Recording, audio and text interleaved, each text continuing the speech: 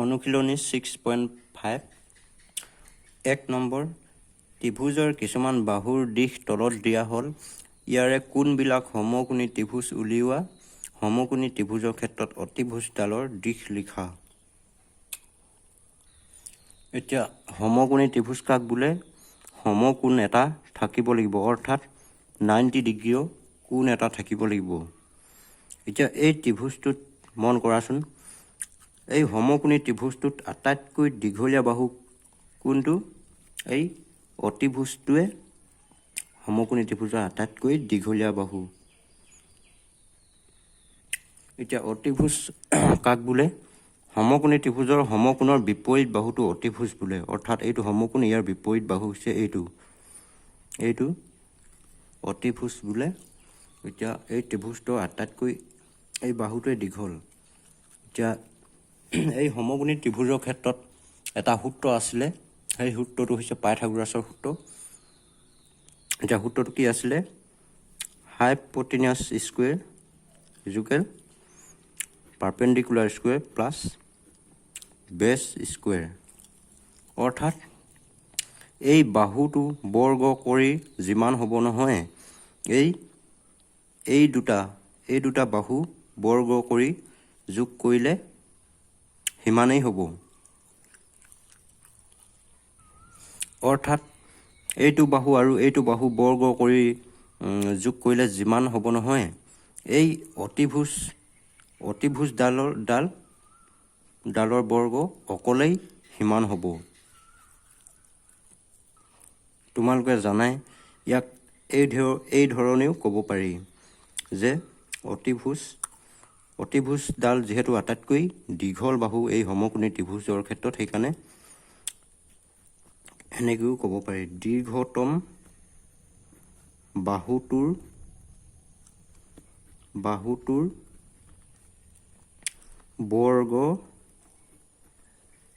বৰ্গ তাৰপিছত এই দুটা হৈছে সৰু বাহু বৰ্গ সমান ক্ষুদ্ৰতম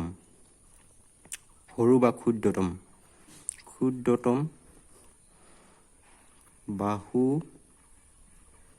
বাহু দুটাৰ বৰ্গৰ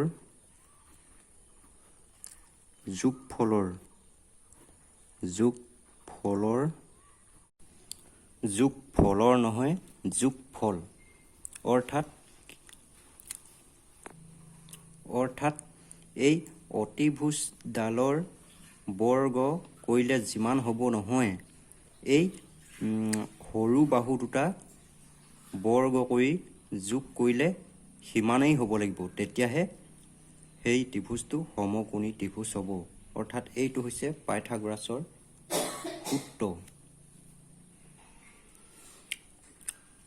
এতিয়া অতিভুজ এইচ বুলি দিছোঁ এইচ মানে হৈছে অতিভুজ অৰ্থাৎ হাইপটেনিয়াছ পি মানে পাৰপেণ্ডিকুলাৰ বা লম্ব তাৰপিছত বি মানে বেছ বা ভূমি অৰ্থাৎ এই উপপাদ্যটোৰ পৰা আমি কি শিকিলোঁ এই অতিভুজটো যিহেতু আটাইতকৈ দীঘল অতিভুজটো বৰ্গ কৰিলে যিমান হ'ব নহয় এই লম্ব আৰু ভূমি বৰ্গ কৰি যোগ কৰিলে সিমানেই ওলাব লাগিব অৰ্থাৎ অতিভুজডালৰ সমানেই ওলাব লাগিব তেতিয়াহে সেইটো সমকোণী ত্ৰিভুজ হ'ব এক আয়ত দি থোৱা আছে 7 সেণ্টিমিটাৰ 24 সেণ্টিমিটাৰ 25 সেণ্টিমিটাৰ সেইকাৰণে এইকেইটা তাৰমানে বাহুৰ দিশ এতিয়া বাহুকেইটাৰ নাম দিয়া নাই সেইকাৰণে আমি বাহুকেইটাৰ নাম দি ল'ম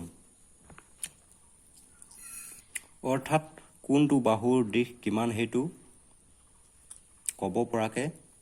বাহুকেইটাৰ নামেই দিয়া নাই অৰ্থাৎ নাম দিয়া প্ৰয়োজনো নাই ইয়াত আৰু অকল অতিভুজডালহে চিনাক্ত কৰিব লাগে যদি সমকোণী ত্ৰিভুজ হয় তেতিয়া অতিভুজডালহে চিনাক্ত কৰিব লাগে সেইকাৰণে আমি এই বাহুকেইটাৰ নাম এ বি চি বুলিয়ে ধৰি ল'ম এতিয়া solution সলিউশ্যন ধৰা হ'ল বাহু ধৰা হ'ল A B C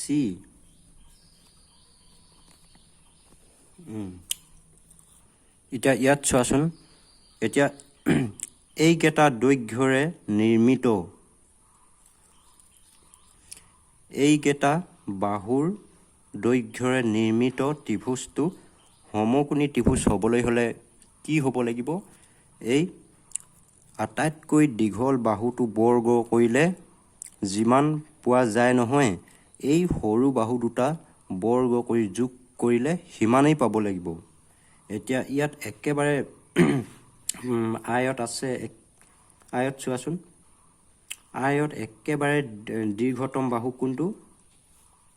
25 সেন্টিমিটাৰ সেইকাৰণে 25 টো আমি এত ধৰি লৈছো 25 সেন্টিমিটাৰ তাৰ পাছত সৰু বাহু দুটা বি আৰু সি ধৰি লৈছো 7 সেন্টিমিটাৰ আৰু 24 সেন্টিমিটাৰ হল এতিয়া কি কৰিব লাগিব এতিয়া এই বাহু কেইটাৰে গঠিত ত্ৰিভুজটো সমকোণী ত্ৰিভুজ হ'বলৈ হ'লে ইয়াত চোৱাচোন একেবাৰে দীঘল বাহুটো বৰ্গ কৰি যিমান পাবা সেই সৰু বাহু দুটা বৰ্গ কৰি যোগ কৰিলে সেই দীঘল বাহুটো সমানে পাব লাগিব এতিয়া ইয়াত একেবাৰে দীঘল বাহু কোনটো 25 সেন্টিমিটাৰ সেইকাৰণে আমি এই ধৰণে লিখিব লাগিব এতিয়া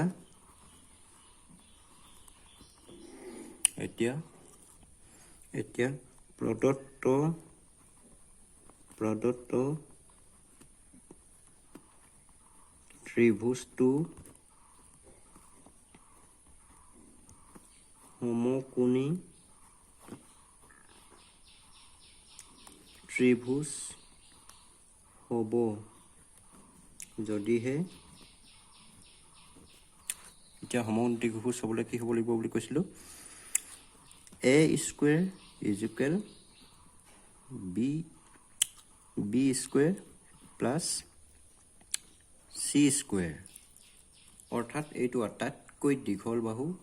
এই দীঘল বাহুটো বৰ্গ কৰিলে যিমান পাব লাগিব যিমান পাবা নহয় এই সৰু বাহু দুটা বৰ্গ কৰি যোগ কৰিলে সিমানেই পাব লাগিব এতিয়া মানবিলাক বহুৱাই কৰি চাব লাগিব এতিয়া a square is equal b square plus c square a অৰ্থাৎ কিমান আছিলে 25 স্কয়াৰ আছে মানে স্কয়াৰ দিছো b ঠাইত 7 স্কয়াৰ প্লাস c ঠাইত 24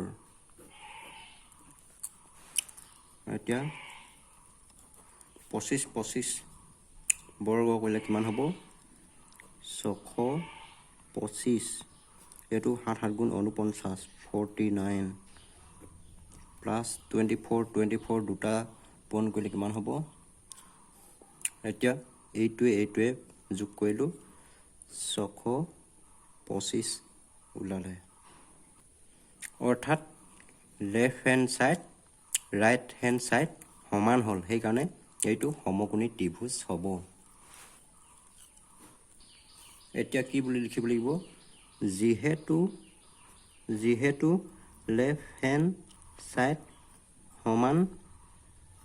রাইট হ্যান্ড সাইড এতেকে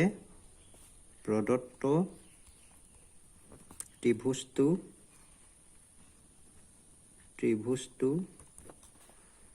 সমকোণী ত্ৰিভুজ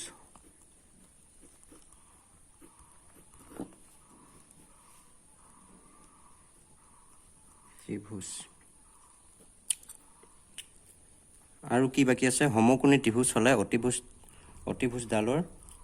দৈৰ্ঘ্য লিখিব কৈছিলে এতিয়া অতিভুজডালৰ দৈৰ্ঘ্য কি হ'ব 25 সেন্টিমিটাৰ কাৰণ কেলে আটাইতকৈ দীৰ্ঘতম বাহু বা ডাঙৰ বাহু এইটোৱেই, সেইকাৰণে 25 সেণ্টিমিটাৰ হ'ব। ইয়াৰ অতিভুজৰ দিশ 25 সেণ্টিমিটাৰ, যিহেতু এইটোৱে আটাইতকৈ দীঘল বাহু, সেইকাৰণে এইটোৱে লিখি দিব লাগিব। হ'ল এইটো লেফ্ট হেণ্ড ছাইড মানে বাওঁপক্ষ আৰু ৰাইট হেণ্ড ছাইড মানে সোঁপক্ষ, অৰ্থাৎ এইটো বাওঁপক্ষ, এইটো সোঁপক্ষ, অৰ্থাৎ এইটো সমান এইটো, এই দুটা সমান হ'ল, অৰ্থাৎ 625 625। সেইকাৰণে যিহেতু লেফ্ট হেণ্ড ছাইড সমান ৰাইট হেণ্ড ছাইড, গতিকে প্ৰদত্ত ত্ৰিভুজটো সমকোণী ত্ৰিভুজ। এইটো যিহেতু পাইথাগোৰাছৰ সূত্ৰ মতে কৈছোঁ, সেইকাৰণে ইয়াত পাইথাগোৰাছৰ সূত্ৰ বুলি লিখি দিয়া ব্ৰেকেটত, গোৰাছৰ সূত্ৰ। আৰু ইয়াত এই ডালিত থাকি গ'ল, দীৰ্ঘতম হৈ আছিলে দীৰ্ঘতম। এতিয়া দ্বিতীয়ত আছিলে এইটোত, ইয়াত আটাইতকৈ দীঘল বাহু কোণটো 8 সেণ্টিমিটাৰ, সেইকাৰণে এত 8 সেণ্টিমিটাৰ ল'ম। ধৰা হ'ল এ 8 সেণ্টিমিটাৰ, তাৰপাছত বি চি যোনটো হ'লো একো নাই, বি 3 সেণ্টিমিটাৰ আৰু চি 6 সেণ্টিমিটাৰ। এতিয়া কি বুলি লিখিব লাগিব, এতিয়া এই ত্ৰিভুজটো সমকোণী ত্ৰিভুজ হ'বলৈ কি কৰিব, এইটো যিহেতু আটাইতকৈ দীঘল বাহু, এই বাহুটো বৰ্গ কৰিলে যিমান ওলাব, এই বাহু দুটা বৰ্গ কৰি যোগ কৰিলে সিমানেই ওলাব লাগিব, তেতিয়াহে সমকোণী ত্ৰিভুজ হ'ব। এতিয়া এই ধৰণে পাতি দিলেও হ'ব, A square B square plus C square, ব্ৰেকেটত লিখি দিয়া পাইথাগোৰাছৰ সূত্ৰ বুলি লিখি দিয়া। তাৰপিছত প্লাছ এ স্কুৱেৰ ঠাইত 8 স্কুৱেৰ, বি ঠাইত 3 স্কুৱেৰ, চি ঠাইত 6 স্কুৱেৰ। তাৰপাছত এইটো বৰ্গ কৰিলে কিমান হ'ব, 64 হ'ব। তাৰপিছত 3 3 গুণ 9, তাৰপিছত 6 6 গুণ 36, 64। তাৰপিছত এতিয়া 9 আৰু 36 যোগ কৰিলেও এইটো হ'ল। এতিয়া সমান নহ'ল, ইয়াত হৈছে 64, ইয়াত হৈছে 45। এতিয়া কি বুলি লিখিব লাগিব, যিহেতু left hand side not equal to right hand side, এতেকে প্ৰদত্ত ত্ৰিভুজটো সমকোণী ত্ৰিভুজ নহয়, একেবাৰে ইজি। তাৰপাছত 3 নম্বৰত আছিলে, 3 নম্বৰত এফটো যিহেতু আটাইতকৈ ডাঙৰ বাহু, সেইকাৰণে এফটো এত ল'লোঁ, তাৰপিছত বাকী দুটা বি চিত।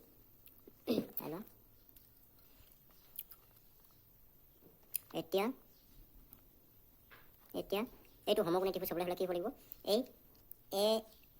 এশটো যিহেতু আটাইতকৈ ডাঙৰ বাহু, এশটো বৰ্গ কৰিলে যিমান হ'ব নহয়, এই 50 আৰু 80 সেই দুটা বৰ্গ কৰি যোগ কৰিলে সিমানেই হ'ব লাগিব, তেতিয়াহে সমকোণী ত্ৰিভুজ হ'ব। এতিয়া কি বুলি লিখিব লাগিব, A square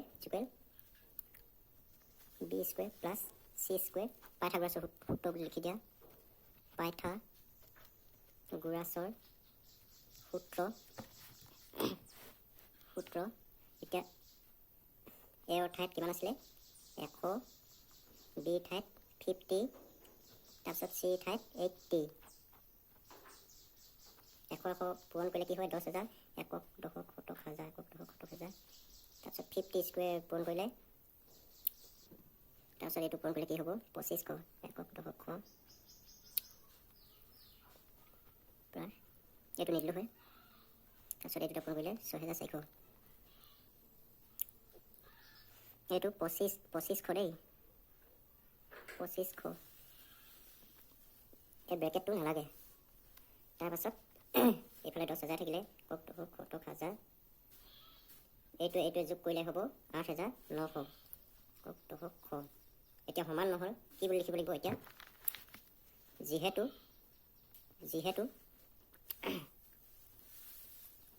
left hand side not equal to right hand side, এতেকে প্ৰদত্ত ত্ৰিভুজটো সমকোণী ত্ৰিভুজ নহয় মানে নট ইকুৱেল টু মানে এইটো বাওপক্ষ এইটো সুপক্ষ, তাৰমানে সুপক্ষ বাওপক্ষ সমান নহ'ল কাৰণে নট ইকুৱেল টু দি দিলোঁ হ'ল। তাৰপিছত 4 নম্বৰত আছিলে এইটো 4 নম্বৰ মানে 1 নম্বৰ আই ভিটো কৈছোঁ পাৰ্ট 4। তাৰপিছত চল এতিয়া কি কৰিব, ধৰা হ'ল A 13 centimetre, B 12 centimetre, C 5 centimetre. যিহেতু 13টো একেবাৰে ডাঙৰ সেইকাৰণে এত ল'লোঁ। এতিয়া কি বুলি লিখিব লাগিব, এতিয়া A square B square plus C square পাইথাগোৰাছৰ সূত্ৰ পাইথাগোৰাছৰ সূত্ৰ কিমানবিলাক বহুৱাই দিয়া, এৰ ঠাইত 13 স্কুৱেৰ, বি ঠাইত 12 স্কুৱেৰ, চি ঠাইত 5 স্কুৱেৰ। 13 স্কুৱেৰ হ'লে কি হ'ব 169, 12 স্কুৱেৰ হ'লে কিমান হ'ব 144, 25। তাৰপিছত 169 থাকিব 144 আৰু 25 হ'লে 5 4 9, 4 5 6 1 সমান হৈ গ'ল। এতিয়া কি বুলি লিখিব লাগিব, যিহেতু লেফ্ট হেণ্ড ছাইড সমান ৰাইট হেণ্ড ছাইড, এতেকে প্ৰদত্ত ত্ৰিভুজটো সমকোণী ত্ৰিভুজ আৰু সমকোণী ত্ৰিভুজ হ'লে অতিভুজডালৰ দিশ লিখিব কৈছে। অতিভুজ মানে হৈছে আটাইতকৈ দীৰ্ঘতম বাহুটো, ইয়াত দীৰ্ঘতম বাহু কি আছিলে 13 আছিলে, সেইকাৰণে 13 হ'ব অতিভুজ। এতিয়া কি বুলি লিখিব, ইয়াত অতিভুজ হৈছে 13 চেণ্টিমিটাৰ। অ'কে।